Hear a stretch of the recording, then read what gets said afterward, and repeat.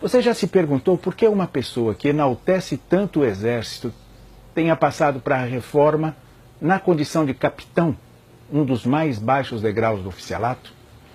Talvez você não saiba, mas o capitão Bolsonaro foi expulso da Escola Superior de Aperfeiçoamento de Oficiais, a ESAL, em 1987 e, quase ao mesmo tempo, iniciou sua carreira política.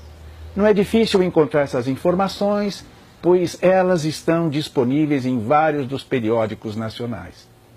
Há um documento oficial no Centro de Inteligência do Exército que se refere a esse período.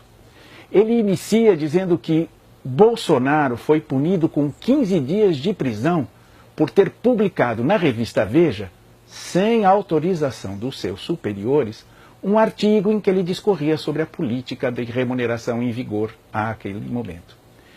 Eu acredito que, para quem não está familiarizado com a hierarquia militar, seja difícil entender a gravidade desse ato de insubordinação. Na sequência, o mesmo documento se refere a uma outra reportagem publicada na mesma revista Veja, cujo título é "Por bombas nos quartéis, um plano na ESAL", a tal Escola Superior de Aperfeiçoamento de Oficiais. Nesta reportagem, Bolsonaro é apresentado como um dos supostos envolvidos na ação, e ela fora feita para pressionar o ministro do Exército e tensionava explodir bombas. Isso mesmo, explodir bombas em vários locais, entre os quais a adutora de Guandu, que faz o serviço de abastecimento de água do Rio de Janeiro.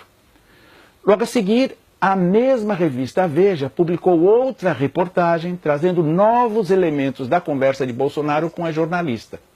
Nela, aparece um desenho com o esquema da operacionalização de parte do atentado. Cerca de um mês depois dessa reportagem, ele foi expulso da ESAL, eu repito, ele foi expulso e foi submetido a um conselho de justificação, uma espécie de inquérito no âmbito civil. Ao longo desse procedimento, a jornalista que havia sido responsável pelas matérias afirmou ter, inclusive, recebido ameaça de morte do capitão.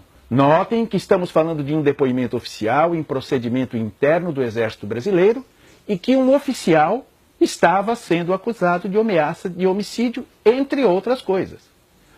Por unanimidade, o tal conselho considerou culpado e propôs que fosse declarada a sua incompatibilidade com o oficialato, com a consequente perda de posto e de patente. Entretanto, em julgamento posterior no Superior Tribunal Militar, tais fatos parecem não ter sido considerados e ele foi designado não culpado.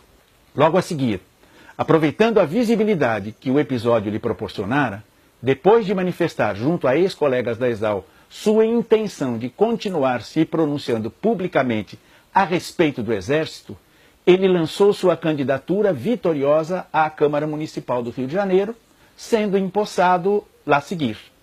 Empossado, ele passou para a reserva.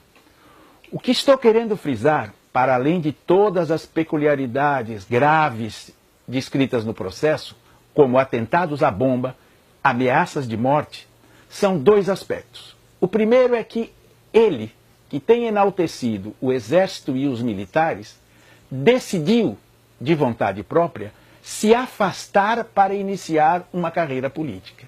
E, segundo, o que é mais importante, que o estilo beligerante que ele continua a manifestar, de achar que pode resolver todas as questões, explodindo bombas e ameaçando pessoas, no melhor estilo do eu prendo e arrebento, já estava presente desde o início da sua carreira militar.